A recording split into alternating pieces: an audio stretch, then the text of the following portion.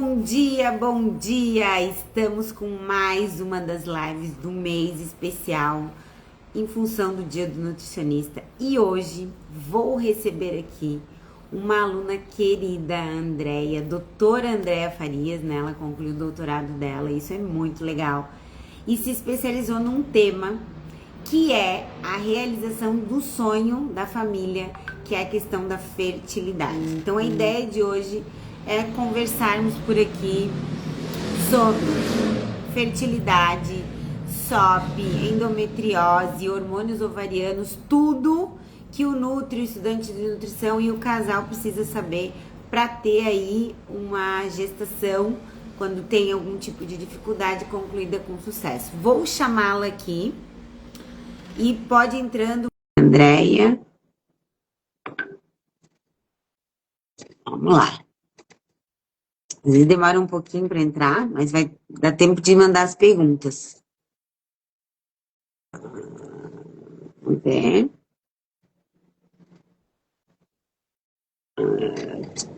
Tô te chamando aqui também, Andréia. Daqui a pouquinho ele deixa tu entrar. Peraí. Aceitar. Não sei porque ele tá fazendo isso ultimamente, de demorar um pouquinho para a pessoa.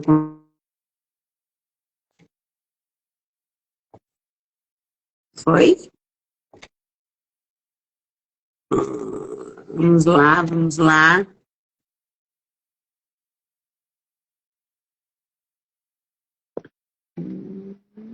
Ele não tá deixando.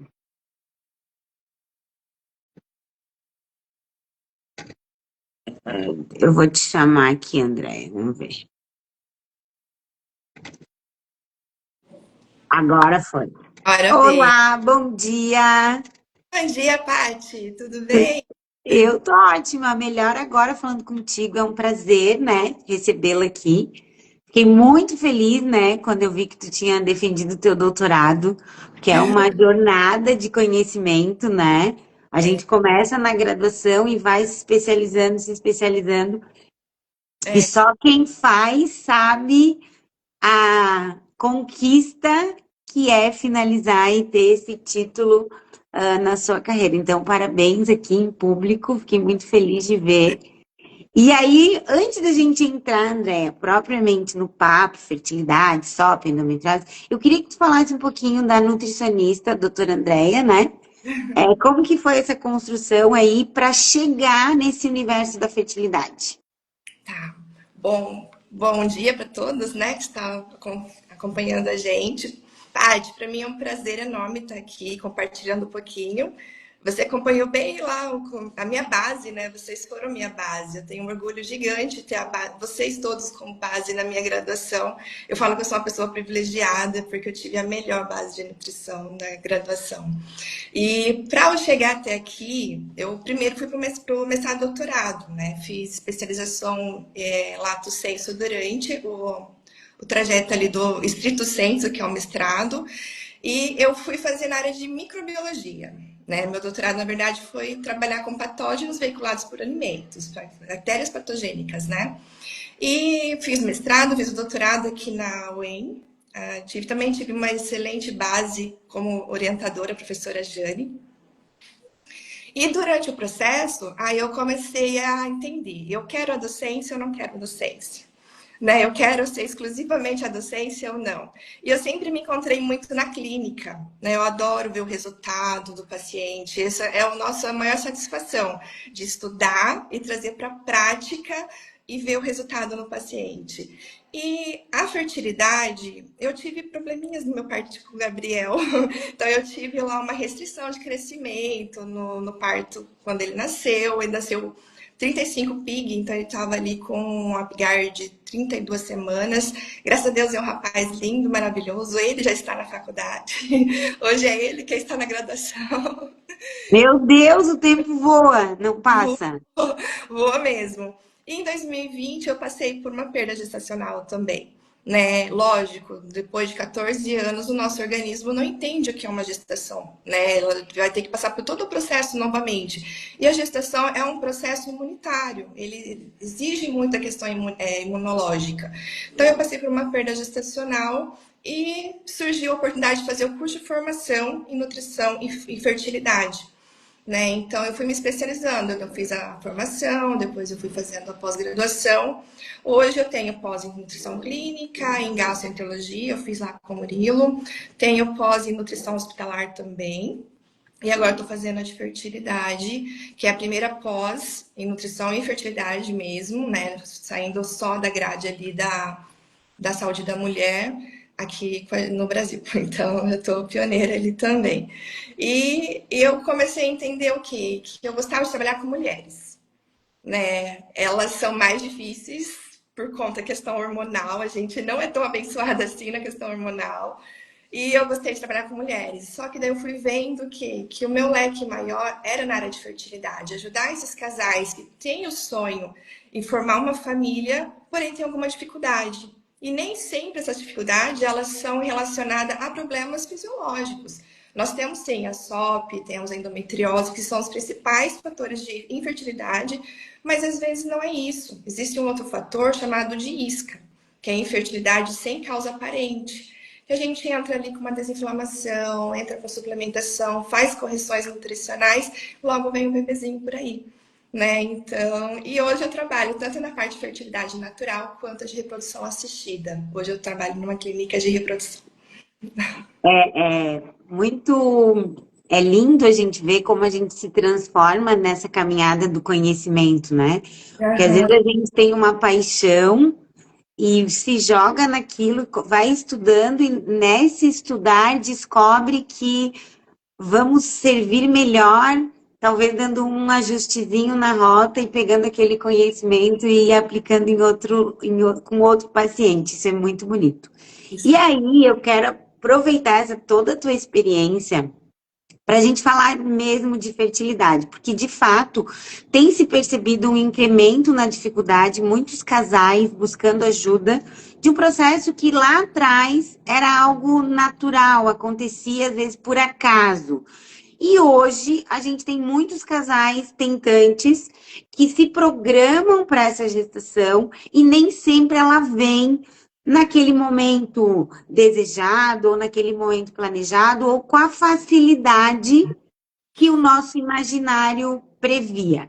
Então é como um casamento, é lidar com o sonho de alguém que é construir uma família. Queria que tu trouxesse para gente quais são as principais questões que tu percebe nos casais relacionadas com alimentação. Porque quando eu pensei no título que fertilidade começava no prato, é porque a gente vai ser histórico do nosso estilo de vida até o momento que a gente resolve, né, gestar. Como que é isso e como que tu tens trabalhado essas mudanças com os casais?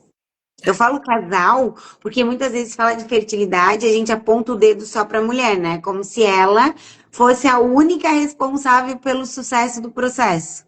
Exatamente, Paty, existe muita dúvida em relação a isso, né? Na verdade, a fertilidade não é só da mulher, é do casal. Tanto que eu trabalho, 90% dos meus pacientes são casais, né? Então a gente tem que ajustar ali toda essa questão, falar, vamos ajustar a casinha, né? A casa estando pronta, o bebezinho vem. Mas quais são as maiores dificuldades hoje em dia? Hoje, pela questão de estilo de vida, vida muito corrida, então as pessoas estão ficando muito mais inflamadas. Mas qual que é o principal ponto? A idade materna. Esse é um ponto principal, porque hoje o que a gente tem? Que primeiro, vou me formar, vou fazer carreira, para depois eu pensar na maternidade. Mas será que quando eu pensar na maternidade, eu vou estar pronta para isso mesmo? Né? Provavelmente não, pelo fator biológico da mulher não ser compatível ao cronológico, né? Questão da fertilidade. E outras questões também que hoje tem, por conta de estresse, a gente gera muito radicais livres, né? Gera muita inflamação. Então, eu tenho pacientes que passam por mim para o projeto de casamento. Vamos cuidar do projeto de casamento. Daqui a pouco, casou. Aí a Nutri faz aquele papel da... E agora, quando vem o bebê? Elas me olham assim, mas como assim o bebê? Falei, não, só daqui 5 a 8 anos. Então, vamos começar a investigar agora. que fertilidade não se faz de um dia para o outro, né? A gente precisa saber se realmente está tudo bem. Eu tenho pacientes que tiveram diagnóstico de endometriose. Então agora, ela, eu quero engravidar daqui 4 anos. Falei, então agora vamos procurar. E ela buscou, fez o tratamento, fez a cirurgia, agora ela me buscou para daqui 6 meses para a gente tentar engravidar. Ou seja, ela tinha um projeto para daqui 5 anos e agora ela adiantou esse projeto porque ela viu que não é tão simples assim, né? E no caso, a gente tem também cuidar do fator masculino, porque hoje o fator masculino ele é bem alto. Antigamente se dizia, não, é a mulher que não consegue ter filhos. Hoje não, quando a gente busca 40, 50% dos casais, o fator é masculino. Alta fragmentação de DNA espermática, então a gente precisa cuidar disso também. E aí, como que é lidar com essa. Porque o homem, quando recebe essa notícia de que tem alguma coisa que não está dentro do que é esperado, é o castelo de areia que desaba, né? E mexe muito com essa masculinidade mesmo, né? De Uhum. como assim o problema é meu e eu não consigo engravidar minha mulher e tal. Como que é esse trabalho que vocês fazem? Porque eu sei que tu tá numa clínica multidisciplinar. Vocês têm uma equipe, eu te acompanho, né? Quando vocês estão estudando e tal. Como que vocês, enquanto equipe, lidam com isso? Porque eu preciso acolher a fragilidade desse homem, né? Preciso Uhum. dizer para ele, não, ok, a gente tem um problema e a gente vai buscar uma solução. Como que tem sido isso? Porque é um desafio. É um desafio. Aqui a gente tem uma equipe multidisciplinar e bem completa. Na minha visão, é bem completa. Nós temos as médicas, né, que trabalham a parte de reprodução, que é onde é o início. Eles vêm nelas e elas já começam a investigação. Após isso, o que acontece? Ela entende que a nutrição é importante. Aí, enquanto ela vai investigando se existe ou não um fator de infertilidade, eles vão fazendo um acompanhamento com a nutricionista, né, comigo. Aí eu já entro com a questão anti-inflamatória, depois eu entro em mais detalhes. Mas nós também temos aqui uma profissional extremamente importante, que é a psicóloga. E engraçado, parte que os homens, ela tem um poder assim tão bom, assim, ela é uma pessoa que ela tem muita experiência na área e ela consegue trazer o homem, fazer ele abrir com ela, sabe, assim, o que está acontecendo, e é muito interessante. Então a gente tem esse acolhimento. E o acolhimento vai além disso, né? Além da equipe multidisciplinar, a questão clínica. A gente também tem um acolhimento ali na hora de fazer uma fertilização in vitro, que a gente faz um lanchinho bem gostoso para eles dentro daquilo que eles fazem. Mas a questão do homem realmente é um tabu. E a psicóloga ela tem um papel extremamente importante. Na alimentação, eu entro também com alimentos que ajudam na questão ali para melhorar a ansiedade, para melhorar ali a saúde neural. Então, a gente entra também com esses alimentos. Então, cada fase do acompanhamento, a gente vai avaliando individualmente o casal. Tem alguns que chegam aqui tranquilo, aceita, mas tem a maioria ainda existe esse tabu, sim. E aí, nesse processo, né? Vamos supor, eu sou esse casal que chega na clínica com dificuldade, de engravidar. Uhum. Passei pela médica e vou chegar na nutrição. Como, Andréia, que tu trabalha essa mudança de estilo de vida? Porque daí, como é o casal, a gente precisa que os dois mudem, né? Não Exato. adianta um fazer o vinho e o outro ser a água, né? Então a gente precisa de um acordo. Como que é trabalhar assim com casais? Porque se um paciente já dá trabalho, dois, então. Mas sabe o que é interessante nesse processo? Os dois têm o mesmo sonho. E qual Uhum. que é o gostoso de trabalhar com fertilidade? Os dois têm o desejo. E muitas vezes você vê assim que o homem, o desejo dele não que seja maior, mas ele demonstra muito mais esse desejo. E a gente como mãe, filho, a gente muda, né? Normalmente isso acontece na gestação, mas aqui, quando eles chegam com o objetivo de realmente fazer uma gestação, de ter um filho, eles têm o sonho em comum. Não é tão difícil, tá? Vou te falar que é mais fácil trabalhar casal. Porque quando vem a mulher sozinha, se torna um pouco difícil. Porque se ele já não veio para o consultório, é porque ele realmente está resistente, né? Estou resistindo, o problema não sou eu. Agora, quando elas vêm sozinhas, é mais complexo. Eu tenho que tentar, junto com ela, trabalhar a cabecinha para ver se o homem vem junto para a gente fazer o tratamento. Mas quando chegar um casal, muitas vezes eles empenham melhor do que elas. Né? É um cenário bem diferente daquilo que a gente está acostumado quando é um só. Por isso que eu falo assim, essa área de fertilidade eu adoro, porque eles têm um objetivo e eles executam o que a gente passa. Muito raramente, mesmo quando eles têm dificuldade, eles têm acesso, né, ao meu contato e a gente vai ajustando, né, até a próxima consulta. Os resultados são incríveis, incríveis. Até alguns que chegam com obesidade, que também é um dos fatores também que, no caso do homem, atrapalha na questão de fragmentação, motilidade, qualidade espermática, a gente consegue uma melhora bem significativa. É muito interessante. Então, assim, a gente tem um resultado eu falo assim, é bem mais fácil trabalhar nessa questão de eles aceitarem o processo, né? E aí, Andréia, bem assim, pensando que a gente vai ter gente assistindo depois aqui que não é da nutrição. Quando a Uhum, gente pensa nessa preservação da qualidade, né, dos óvulos e dos espermatozoides e toda a questão hormonal da nossa vida, como uhum. seria aquela dieta ideal para que a gente preserve essas células germinativas? Então, hoje eu tenho, sei lá, 20 anos, não quero engravidar agora, mas o que eu tenho que fazer para eu, aos 30, estar ok? E a mesma coisa para o masculino. O que a gente tem que pensar, Paty? A individualização. Esse paciente tem um histórico de doença? Ele ou ela tem algum fator que atrapalha? Claro que a idade é o principal, mas ela tem um hipotiroidismo, por exemplo. Um dos principais fatores também que atrapalha a fertilidade é uma tireoide descompensada, né? TSH descompensado, TPO. Então a gente tem que pensar em tudo isso. O que a literatura traz em relação a melhor tipo de padrão alimentar ou melhor dieta? É a dieta mediterrânea. Uma alimentação rica em frutas, verduras, sementes, gorduras anti-inflamatórias. Então, essa é a base. Mas o que a Andrea trabalha? Primeiro órgão que eu levo em consideração, pensando em tudo que eu estudei até hoje, o intestino.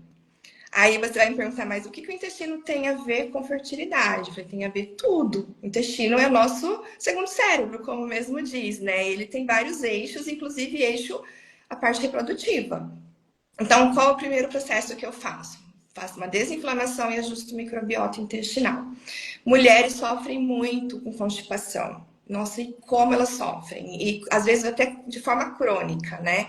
Então, o primeiro órgão que eu trabalho, por isso que o processo tem que ser pelo menos 3 meses, mas o padrão ouro seria pelo menos 6, né? Para a gente ter um período maior ali para poder fazer toda essa desinflamação, melhorar o funcionamento intestinal, melhorar a permeabilidade, melhorar a absorção de nutrientes. Aí eu direciono para uma alimentação anti-inflamatória.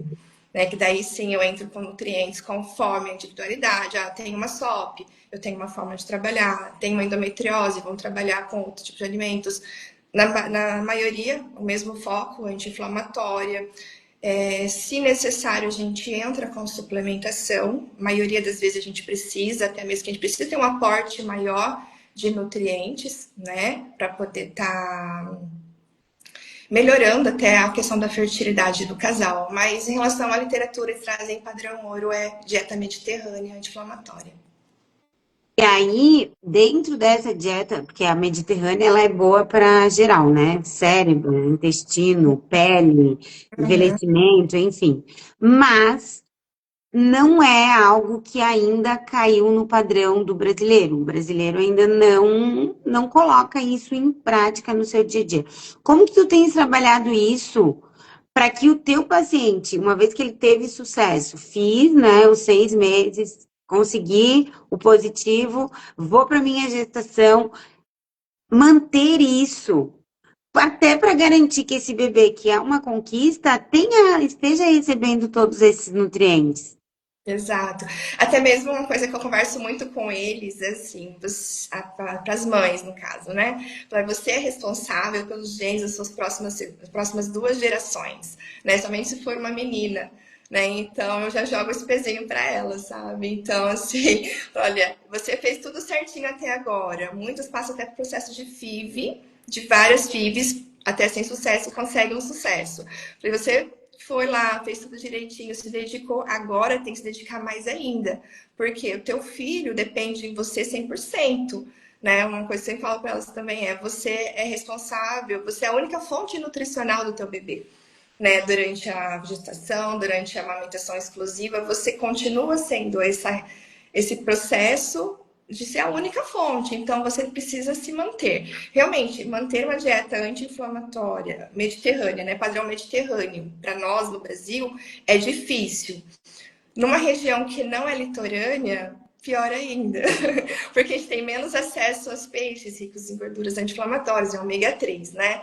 Mas nesse caso, Paty, a gente consegue ir mantendo, porque elas têm um histórico, né, para poder estar entendendo. Se bem que tem algumas que falam assim: não vejo a hora de neném nascer para comer uma barca de sushi. Falei, olha, minha filha, a tua nutri, além de nutricionista, é microbiologista, então eu peco mesmo. Eu peco no mínimo para você não ter problemas nem de contaminação microbiana.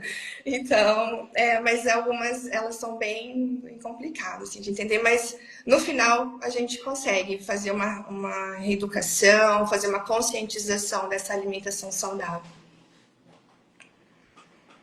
Eu não tenho ideia de percentuais, tá? O que eu estou perguntando aqui é muito das perguntas que vieram para mim e curiosidades. Qual é o percentual hoje que tem se acompanhado, que os trabalhos mostram em relação a essa dificuldade do engravidar? Existe uma estimativa do que mudou? De 100 mulheres, X% tem dificuldade e por quê?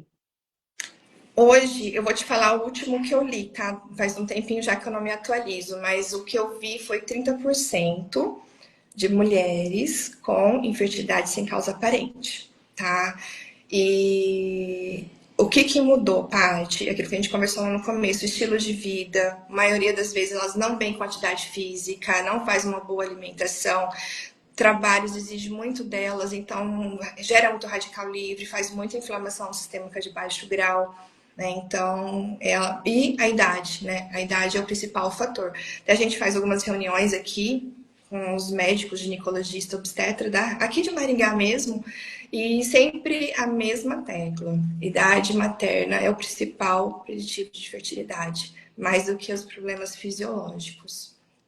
E isso é bem complicado, né? Porque a gente tem tido esse ritmo de vida, né? Do querer estudar, do querer se formar, do querer criar uma estrutura para receber esse bebê, que é algo que entra no planejamento, né? Não é simplesmente acontece. Uhum.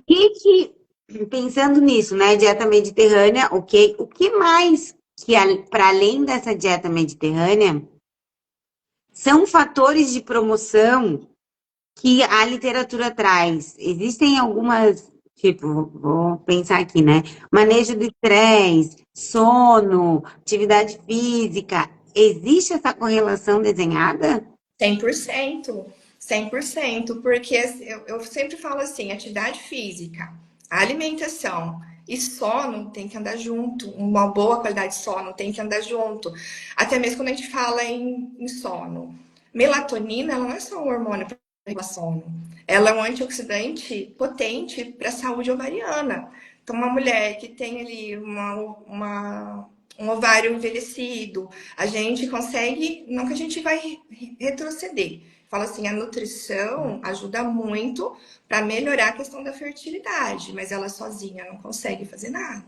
A gente tem que ter um apoio médico.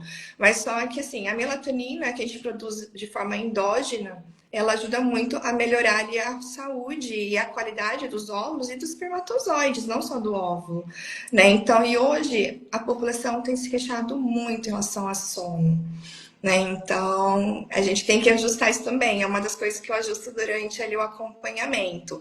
A gente às vezes entra com a própria melatonina para poder regular, mas entra com aminoácidos, com complexo B, com magnésio, treonato, desculpa, o inositol, para poder estar ajudando nessa regulação do sono. As pessoas têm que entender assim, não vou tomar um remédio para dormir que eu vou estar produzindo. Não, preciso entrar no sono REM, eu preciso repor melhorar toda a questão metabólica. Então, o sono, com certeza, é um dos fatores que também prejudicam muito, né? E atividade física também, questão de hormônio mesmo, principalmente masculino, ali a liberação de testosterona, né? Tá, e aí entrando em hormônio, tô agora assistindo, vou assistir depois, quero saber como é que estão os meus hormônios. Isso é fundamental a gente trazer aqui. O que que é avaliado na mulher e o Uhum. que que é avaliado no homem na hora que eu percebo algum grau de dificuldade? Para que as pessoas tenham ideia, né, do que vai ser pesquisado, por que que eu vou olhar para esse órgão ou para esse tipo de hormônio na hora que eu quero me programar para gestação. Tá. A gente trabalha, homem ou mulher, a gente trabalha ali com prolactina, SHBG, trabalha com FSH, com LH e o antimileriano. Para a gente avaliar reserva ovariana, tem o padrão ouro, que é o antimileriano, né? Lógico, também não é porque está muito alto que tá bom, a gente tem que saber individualizar isso, mas normalmente é o antimileriano, que a gente avalia ali como é que está essa reserva ovariana. Mas também a gente pode avaliar em relação ao FSH, no início ali da menstruação, né? No início do ciclo menstrual. Os ligadores de hormônio, para ver se realmente está metabolizando, se realmente está utilizando desses hormônios. E a prolactina, que no homem estando muito alta, o que acontece? Reduz testosterona. Né? Então, a gente precisa avaliar também prolactina, SHBG, a testosterona no próprio homem, na mulher também, para ver a questão se existe algum hiperandrogenismo ou não, né? Na questão da SOP, que a SOP ela pode ser síndrome ou só o ovário policístico, né? Então, é em relação a esses hormônios que a gente consegue ir definindo, o médico faz o diagnóstico, né? Perfeito. E existe algum protocolo de uso da nutrição para potencializar essa regulação dos hormônios? Eu gosto de trabalhar, eu faço. Eu vou trabalhar ali com ciclos de sementes, ciclos de chás, conforme o ciclo menstrual, numa tentativa de gestação natural. Mas eu gosto, sim, eu gosto de trabalhar bastante com o ciclo da ciclagem das sementes ali, girassol, gergelim, segundo ciclo, abóbora, girassol, ai gente, abóbora e linhaça no primeiro ciclo, então a gente consegue resultados interessantes trabalhando com elas. Sem contar também o zinco, né? Zinco, cálcio, tem um nutriente extremamente importante que muitas vezes nem é tão citado, o cálcio na maturação de um folículo poder gerar um óvulo saudável. Né? E por que que eu peço 3 meses? Porque o tempo de maturação de um folículo é cerca de 83, 87 dias. Então, vamos precisar de pelo menos 3 meses, pelo menos naquele ciclo, a gente conseguir uma maturação de um bom folículo, né? De um folículo bem saudável. Eu adoro o ciclo das sementes, acho ele fácil de fazer, tem Sim. várias possibilidades dietéticas, então dá para incrementar na receita para quem é mais gosta de coisa diferente.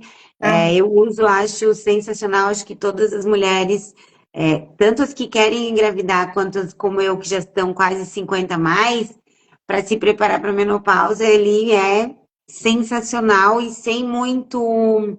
Não são alimentos difíceis de encontrar, né? Porque às vezes tem alimentos que são mais complexos, não tem na tua região, não é tão popular, é muito caro e tal. Quando a gente pensa nessas 4 sementinhas, é tranquilo de botar no dia a dia. E para o homem, porque o ciclo das sementes para a mulher é sensacional. O homem tem um outro processo, né? Como que a gente consegue regular isso, modular esses hormônios masculinos? Ô, Paty, eu não mudo muito, eu acabo trabalhando o casal. Então, o que que eu faço? Ajusto as quantidades, alguns alimentos, mas no final eles também utilizam das mesmas, tá? A diferença é que, por exemplo, a mulher ela tem o ciclo. Então eu vou adicionando conforme ali a fase do ciclo dela. O homem ele pode usar de forma ali, da forma sem ter que ciclar, na verdade, né? Ele vai utilizar delas o tempo e aquela que ele quiser. Então, algumas, como a fertilidade, a área de fertilidade e nutrição, ela é um pouquinho restrita, pouco não, ela é bem restrita, né? A gente tem que trabalhar de forma bastante restrita algumas coisas, nem tudo. Então, ela se torna um pouco complexa. Ela é um pouco, eu falo assim, gente, vocês veio para mim e essa parte, ela exige um pouco mais, né? Porque a gente não vai sair daqui com uma receita de cápsula. Vocês vão sair daqui com uma mudança de estilo de vida, que é muito mais difícil. Tem que ajustar, é difícil, tem que ajustar a alimentação. Então, para o homem, eu acabo trabalhando as mesmas sementes, eu acabo não mudando. Tá, e pensando nisso, me veio uma pergunta aqui. Vocês têm aí, né? Porque tu tá numa clínica de fertilidade. Vocês Uhum. têm algum acompanhamento assim, ó? Agora é bem professora pensando. É, tantos casais eu atendi, desses tantos seguiram e tiveram X% de sucesso, tantos outros casais vieram, fizeram só o tratamento medicamentoso, tradicional, sei lá o nome que a gente vai usar, e tiveram esse nível de sucesso. Vocês já fizeram alguma medida para ter uma ideia do impacto da equipe no sucesso da gestação? Esse índice a gente não tem ainda, pelo menos eu não tive acesso, tá? Mas o que a gente tem percebido? Que casais. Bom, a gente tem um programa que eles têm que passar por mim. Né? Ah, já tenho nutricionista, não tem problema. Passa por mim, depois tu volta para tua nutri. Isso não é um problema. Vem para especialização, depois você volta. Mas o que a gente tem percebido? Que a qualidade dos óvulos coletados, pensando na reprodução assistida, ela é melhor. O sucesso e a qualidade dos embriões, elas são melhores quando comparado àquele paciente que não veio ou que veio com um período muito curto que não deu para a gente fazer um trabalho melhor, né? Assim, uma inflamação melhor, a gente não teve um prazo melhor para a gente trabalhar. Então, isso a gente tem visto bastante. Até a nossa embriologista já falou, Andréia, olha, eu sei que a mulher com endometriose, ela. Eu conheço a endometriose, se ela tem endometriose pelo óvulo. Eu falei, tá. Mas quando elas veem o tratamento nutricional, esses óvulos estão melhores. Então, aumenta as chances de um sucesso, tá, Paty? Mas eu vou ver que coisa depois eu te passo esse Mas índice. porque essa informação é muito importante, porque às vezes é o que eu falo sempre, o que simples é o mais difícil. Porque Aham. aquilo que exige uma complexidade, a pessoa se programa, se organiza, né? Ela tem que se preparar. E o que é simples, às vezes está tão disponível que é o mais difícil de colocar em prática. Por isso que eu te perguntei. E quando o próprio casal percebe isso, né? Ah, essa pessoa começou a acompanhar e teve esse resultado, isso é o próprio motivador para que o paciente se programe, se prepare, bote em prática mesmo para obter um resultado positivo nesse processo. Então E é legal ter esses números assim, né? é legal ter esses números e a gente tem assim fatos, na verdade, de pacientes que elas têm indicação de FIV, mas o processo, daí elas acabam nos tornando, não estão preparadas para uma fertilização in vitro, porque envolve a questão emocional, algumas vezes questões religiosas, né? Falar, eu não quero agora. Aí o que a gente faz? A gente continua o acompanhamento, tudo, passou um tempinho, vem com positivo. Tá, eu tenho até casos assim, de pessoas que fizeram 3 abortos naturais, 4 FIVs sem sucesso e tem um milagrinho aí no colinho já. Então eu falo assim, assim é dedicação e na hora que você tiver com mais ansiedade, calma, relaxa. Se tiver que ser, vai vir na hora certa, né? Então a gente tem vários casos assim que sem indicação de uma gestação natural e acaba conseguindo. Então, isso porque, lógico, dedicação do paciente, mas a nutrição, uma melhora do estilo de vida, uma boa atividade física, melhora do sono, isso tudo contribui. E aí, André, dentro disso, queria te fazer uma pergunta que, assim, a SOP e a endometriose têm sido doenças ginecológicas muito presentes na atualidade. Uhum.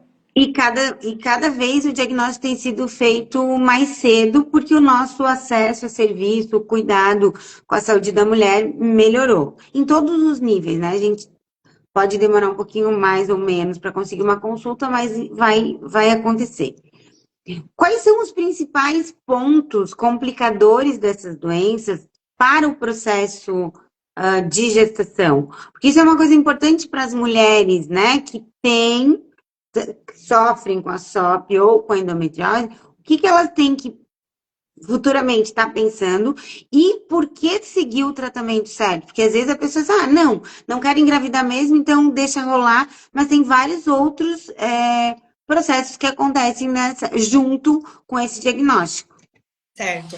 São dois problemas, duas doenças, que elas têm um fator inflamatório. Gerando inflamação no corpo, ele vai fazer o envelhecimento ovariano. Individualizando. Em relação ali à endometriose, ela é uma inflamação que já tem até uma.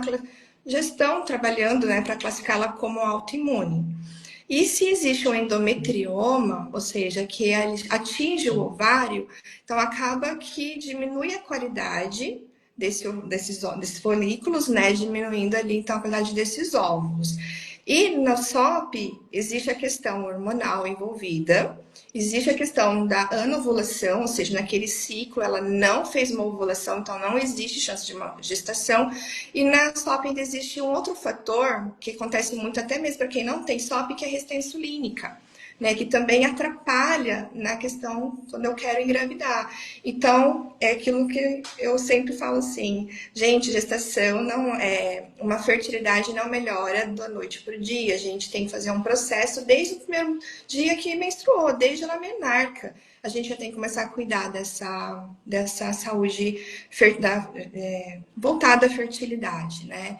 Então, o fator inflamatório ele é bem importante, mas pensando na questão hormonal também, que faz toda uma disfunção hormonal ali e acaba atrapalhando. Então, muitas vezes, Paty, o que a gente orienta? Aí já é uma questão médica também, que é a mulher está ali, começando a faculdade agora, já diagnosticou uma endometriose, está cada vez diagnosticando mais cedo, né? Ou uma SOP, meninas novas também com síndrome policístico. Você não tem pretensão, não tem parceiro, não quer ter filho daqui 10 anos. Então, vamos pensar em congelamento de óvulos? Porque é melhor a gente tratar, lógico, nessa SOP, essa endometriose, melhorou, aí faz um congelamento de óvulos, porque é melhor a gente congelar óvulos, mesmo que na quantidade mais jovem, do que a qualidade dos óvulos quando a gente congela mais velho, né? Daí, então, essa também é uma opção bem interessante. Hoje, cada vez a gente está amadurecendo bastante a ideia, que a gente não sabe como vai estar daqui na frente, mas o ideal, pensando na questão nutricional, é seguir uma vida saudável, o mínimo, saladas, comer salada crua, frutas, alimentos anti-inflamatórios, alimentos integrais, até para quem tem resistência insulínica, né? Trabalhar ali com menos derivados lácteos, dependendo ali uma endometriose, eu acabo retirando o lácteo, porém eu mantenho os fermentados. Então, trabalho com iogurte natural, com queijo branco, que são menor em quantidade de lactose comparado a outros tipos de queijos, e a gente consegue manter ainda uma ingestão de cálcio lácteo, né? Apesar que cálcio a gente consegue em outras fontes também, né? Então, principalmente, cuidar da alimentação a vida toda, para a gente conseguir chegar lá na frente e ter mais sucesso aí quando resolver que quer formar família, né? Aumentar a família. E isso é uma coisa muito que a gente, né, que estuda nutrição, percebe que é tudo que a gente vai desenvolver de sintomatologia futura tem anos de exposição, né? Eu tenho uma amiga que trabalha com medicina tradicional chinesa e ela fala que o nosso corpo dá 7 anos de sinais que o corpo vai adoecer um determinado órgão. Então, ele começa sinalizando e a pessoa tem o problema, cuida ali agudamente, resolve, aí faz tudo certo naquela semana, aí resolve, submete ele de novo a uma aprovação, resolve, até que ele manifesta a doença. E isso é também na fertilidade, né? Te ouvindo falar.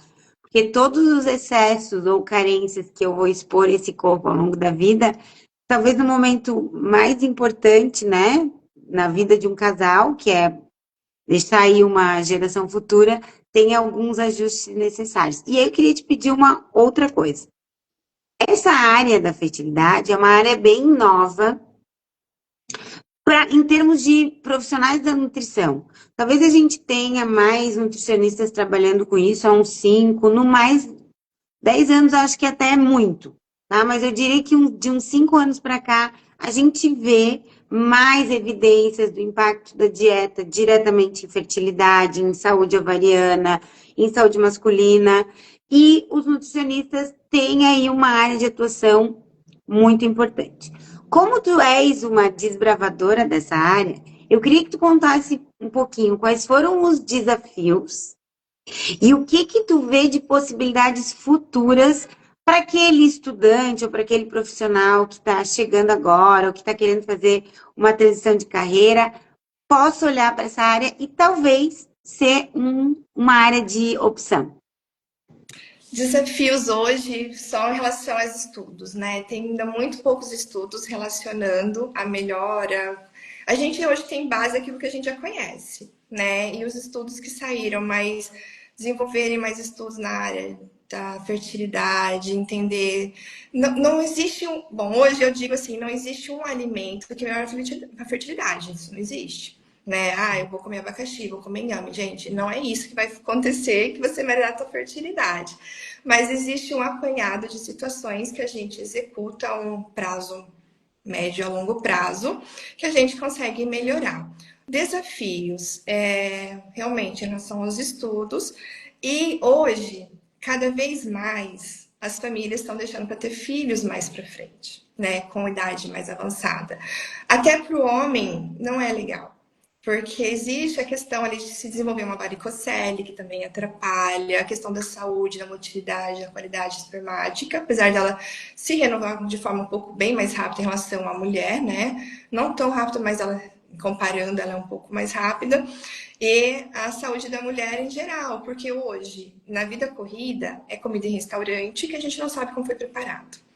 É um fast food, é um delivery que elas pedem porque chegam cansadas, não estão animadas para ir para a cozinha. Acho que um desafio grande também é esse, é entender que se eu preparo em casa, eu sei o que eu estou comendo, né? Eu sei o tipo de ingrediente que eu estou trabalhando, os alimentos, então são alimentos de verdade. Eu falo assim, olha, aqui não tem segredo, é comida de verdade, arroz, feijão, carne, salada. Né? E esse também é um desafio no dia a dia, por conta da rotina. Tem que se organizar para a semana toda para conseguir me alimentar melhor para não ter que ir para restaurante, né? Não pedir um fast food, não comprar alimento de prateleira, apesar que no mercado ainda tem os minimamente processados, mas a maioria é ultraprocessado, né? E de expectativa agora para os estudantes é uma área que tende a crescer muito, né? Então é uma área assim que a pessoa tem que se identificar, também tem esse lado, né? Não adianta, eu vou fazer porque está crescendo. Não vai ser uma boa opção, né? Mas eu tenho que me identificar com aquela área. Então, o que eu posso fazer para poder ajudar? Né? Então, é uma área que tende a crescer, infelizmente, por conta dessa rotina corrida, desse mundo moderno que a gente vive. Mas, principalmente, tem que se identificar com a área que você faz com amor, você traz o paciente, porque é uma fase da vida que não é fácil, existe todo um emocional envolvido, né? Mesmo para quem nunca teve uma perda gestacional, existe a expectativa, ai, será que esse mês deu? Ai, minha menstruação atrasou um dia. Eu tenho um paciente que descobriu a gestação com 5 dias antes de atrasar. Pelo nível de ansiedade dela, né? De estar testando, de estar tentando. Então, existe também essa questão emocional envolvida. Então, tem que trazer um acolhimento do paciente para o consultório e, não digo assim, ter uma empatia por essa área também, né? Entender, olha, o que eles estão passando. Então, é uma área que tende a crescer. E aí eu tenho uma pergunta aqui, pensando nas estatísticas, né, do IBGE, os dados que estão sendo divulgados do último censo. A gente não, né? O IBGE mostrou que aumentaram o número de separações, diminuíram o número de casamentos e que as mulheres, pela primeira vez na história do Brasil, são a maioria a chefiar famílias economicamente. Uhum.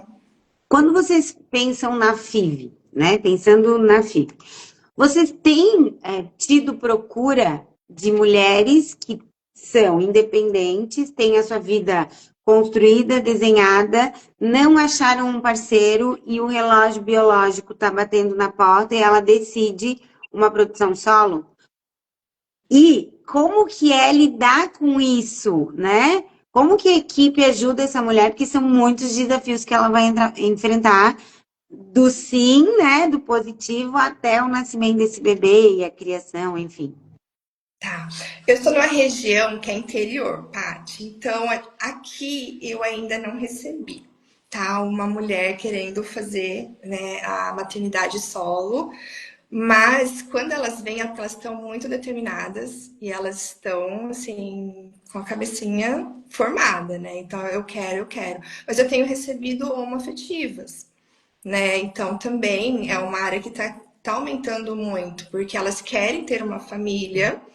Aí elas fazem a doação do próprio óvulo. Tenho casos aqui que elas, uma faz a doação, a outra gera e fazem o espermatozoide doado, né? Então a gente tem mais quadros de homoafetivas, assim, mas a questão como você comentou, de estar a mulher formando a família, ela querer, não encontrou o parceiro ainda, ela ainda tem uma tendência bem grande também a acontecer.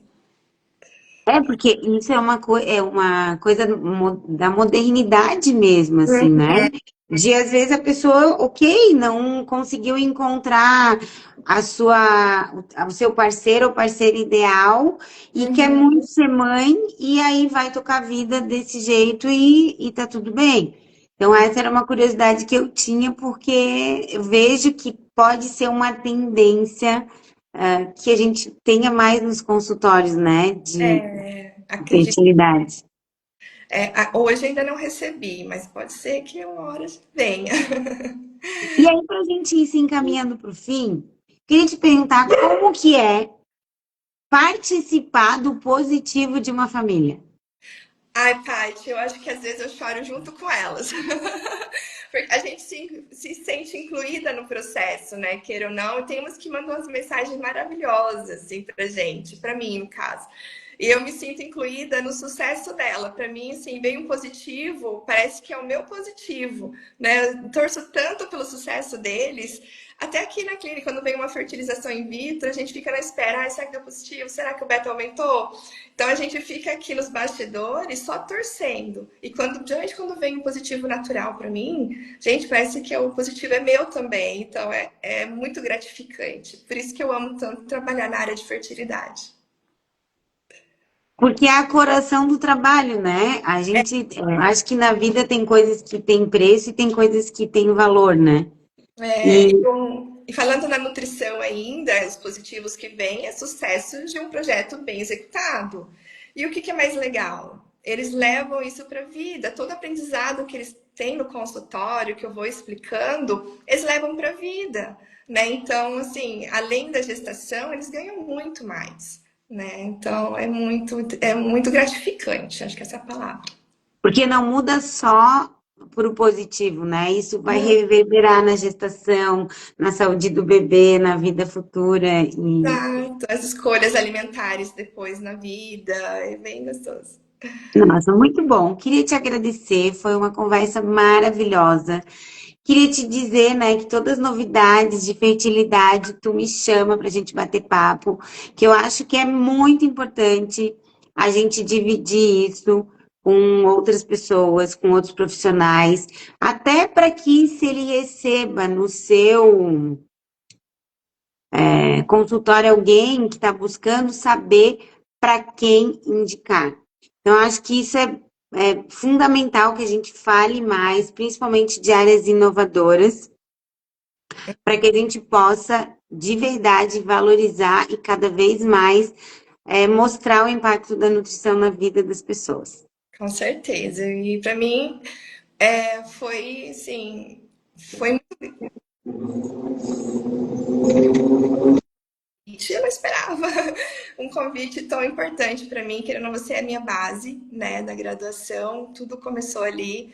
E para mim foi assim uma surpresa e eu fiquei muito feliz com o teu convite. Espero ter conseguido contribuir com alguma informação, com novidades, mas também fico à disposição. Sempre quiser conversar, fazer um bate-papo, estou por aqui.